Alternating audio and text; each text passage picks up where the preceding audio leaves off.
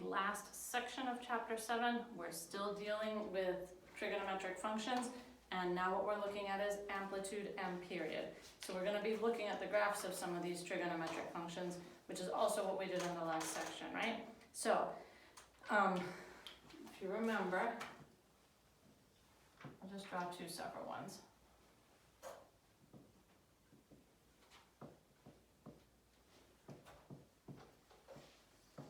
And it's going to cross that.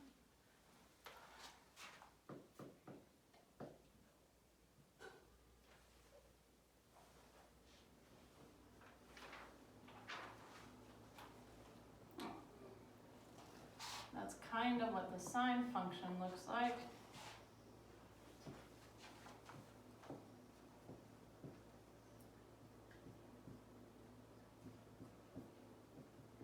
And remember, on the y-axis we do numbers, and on the x-axis we do pi. It just makes it a little bit easier. Cosine goes through.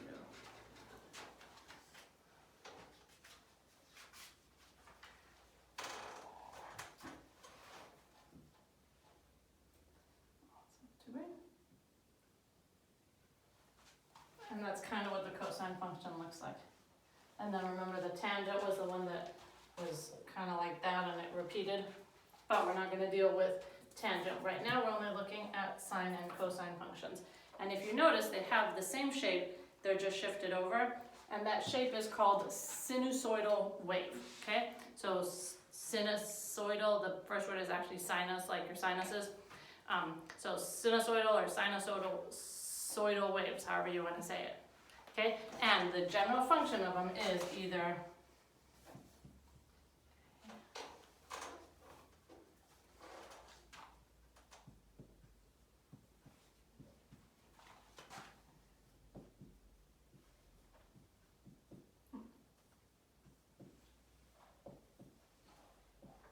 okay, those are the general functions. Now, if you just have sine of 2 pi or sine of pi or sine of half pi or anything like that, then your a and your b are basically 1, right? Because we don't see them anywhere. If you don't see them in multiplication, you assume it's 1.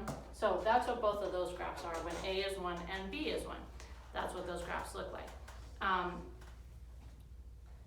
So I'm going to show you guys a few little shifts, but before I show you guys shifts, we're actually going to be shifting something called the amplitude and the period of the waves, and so I kind of need to tell you what those are, right?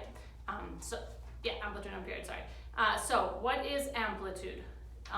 If you you guys haven't taken physics, but maybe if you took physical chemistry or some type of physics intro, amplitude is how thick a wave is, basically, how far it goes from its origin. So you don't go from here to here, you cover half of that distance.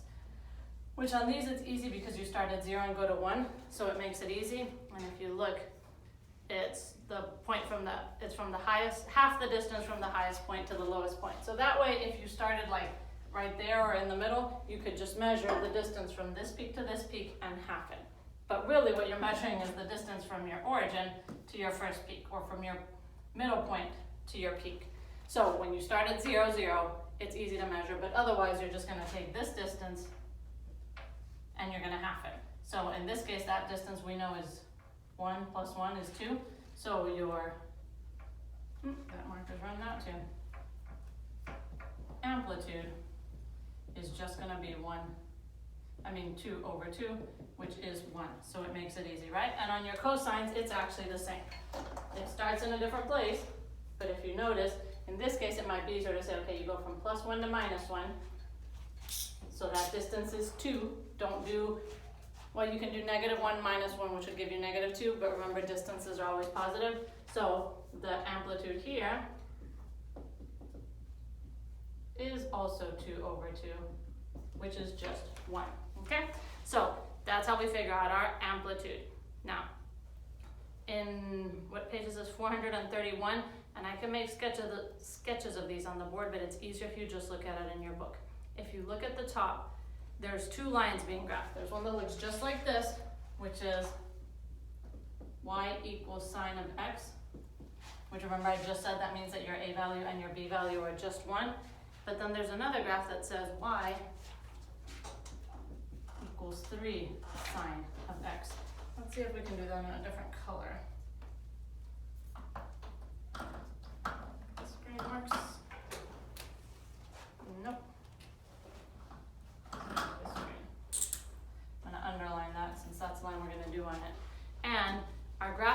have the same origin, but what changes is it now has an amplitude. That's kind of okay, right? So it has an amplitude of 3.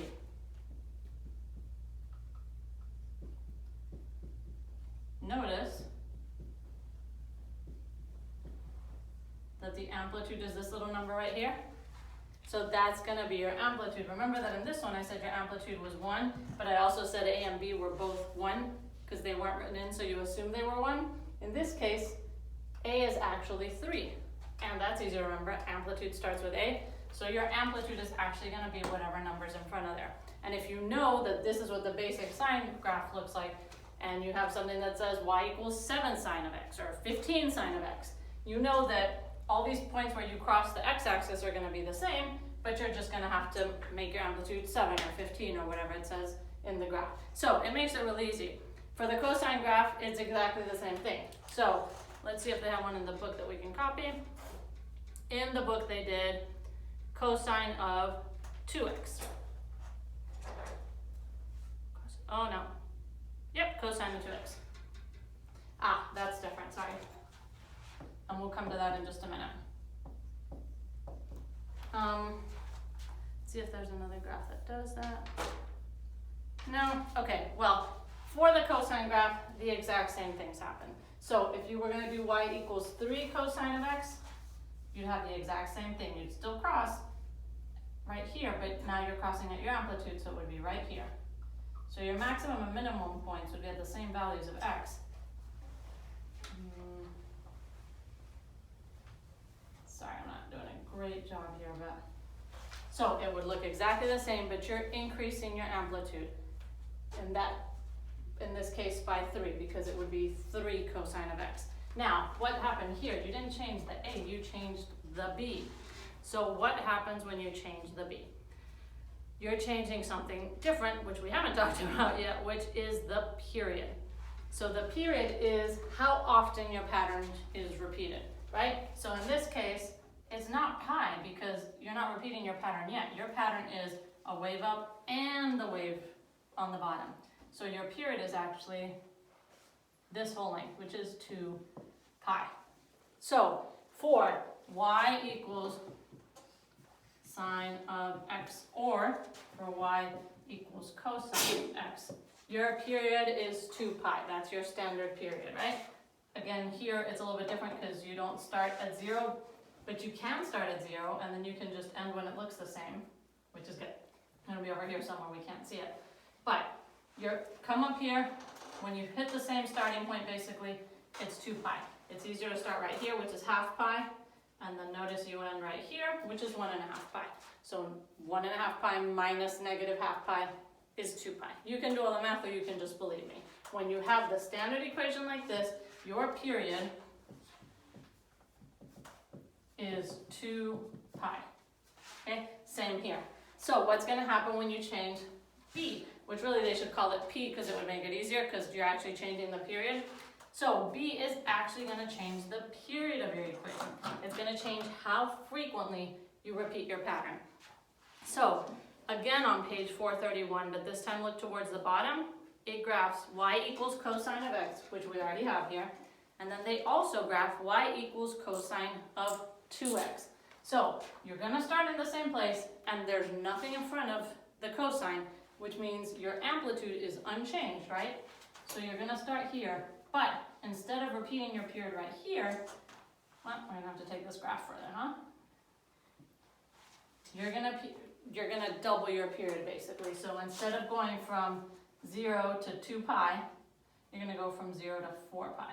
So your peak is going to be right here and right here. So you're going to go, wait, is it?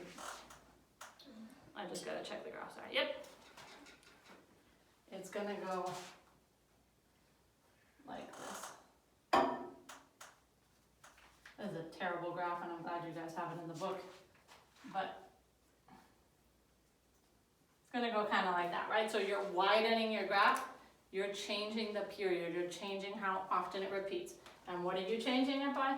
Whatever number you put there. The same thing is going to happen with the sine. I'm not gonna draw it, let's draw it. It's gonna get quite messy here, but we're gonna go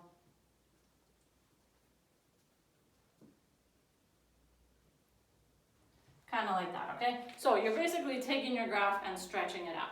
And again, you're changing it by whatever b is. So if you have y equals cosine of 7x, well then your period is going to be 7 times 2 pi, which is 14 pi. And if you have y equals cosine of half x, then your period is going to be 1 pi, so it's going to be shorter. Okay, so that's what's going to change that. It's going to be, let's see.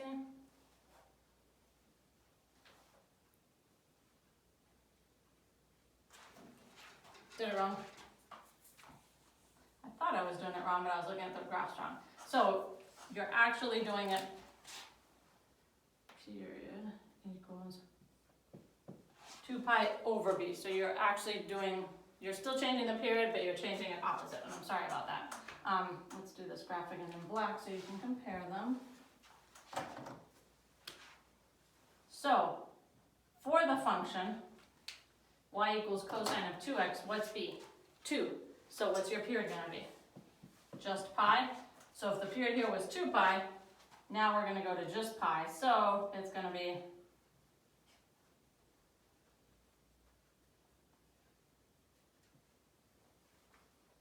I'm doing a terrible job, but it's going to look kind of like that, right? You're shrinking it. And again, you want to just look at the graphs in the book, which are much nicer than mine, page 431. So you're actually making wherever, however long it takes to hit a crest here or a peak, whether it's up or down, you're going to hit 2 peaks in that time. So for example, here, from here to here we hit 1 peak, here we're going to hit 1 and 2 peaks. From here to here we hit 1 peak, here we're going to hit 2 peaks. So you're just doubling it. The exact same thing happens here with the sine. I don't know if I'm going to be able to fit it into this graph, but you're going to go,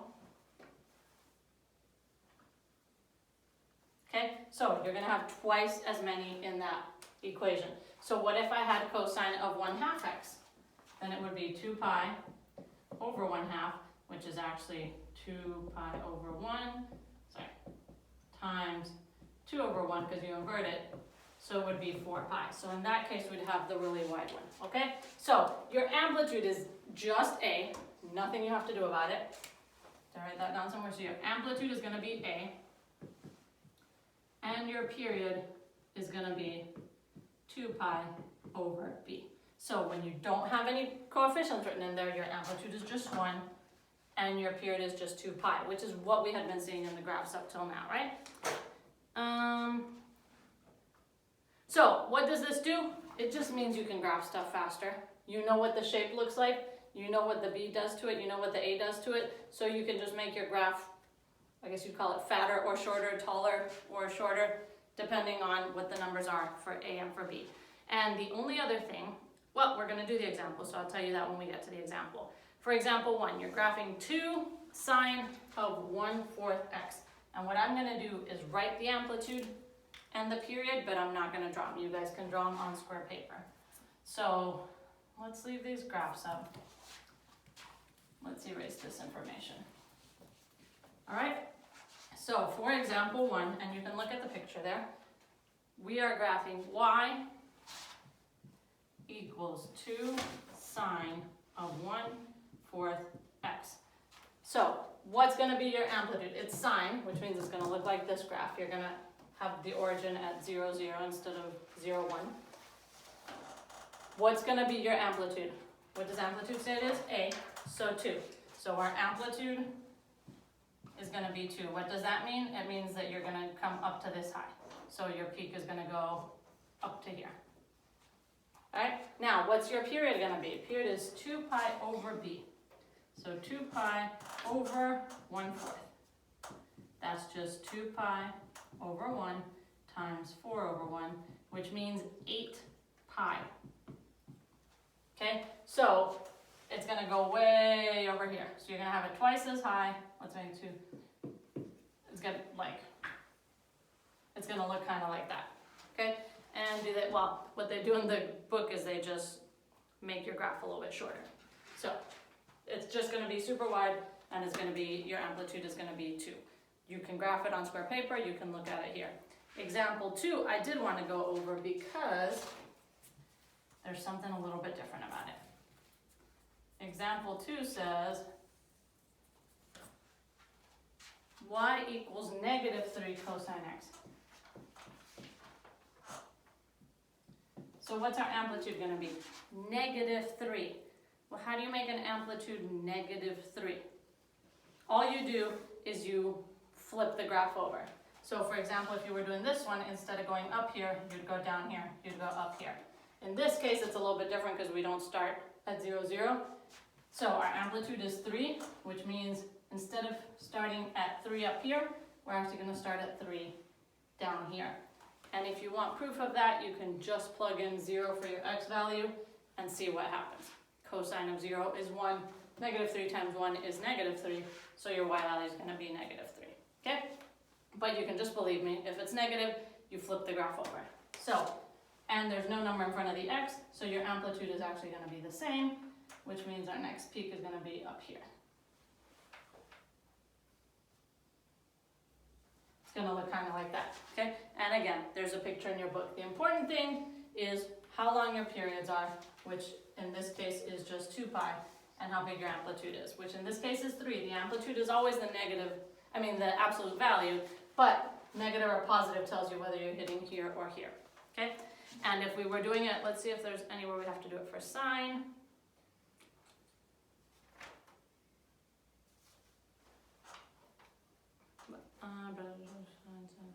Yes, number 5, for example, in the homework, it says graph and state the amplitude and the period for each one. And so remember that it's a negative number, so instead of going up first, you're going to go down first. So you just flip your graph over the x-axis when it's a negative amplitude. Okay? Now your homework, it's written up there, it's problems 1 through 16.